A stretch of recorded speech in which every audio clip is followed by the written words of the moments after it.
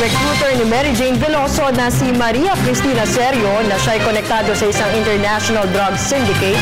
Sinabi ni Justice Secretary Leila de Lima na kanilang inaalam na ngayon kung biktima nga lang ba si Veloso. Lumalabas kasi na isa lamang biktima si Veloso base sa mga impormasyon na kanilang nakalap mula kay Serio. Ngunit iginiit ni de Lima na kailangan muna nilang i-validate ito.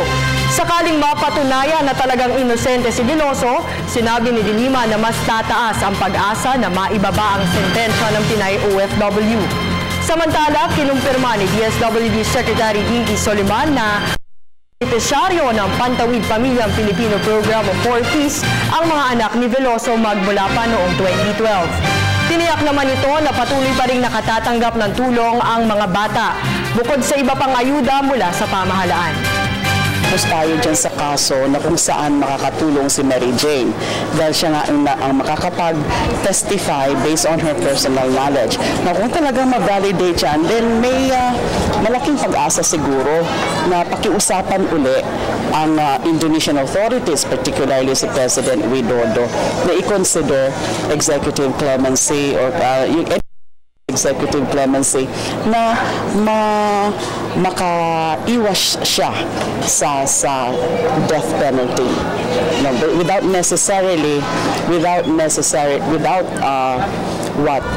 changing the judgment, kasi hindi naman natin yung pwedeng kaalaman dahil batas nila yan. Hindi namin kaagad nalaman sapagkat nung tiningnan namin yung aming roster, syempre ang hinanap namin Veloso.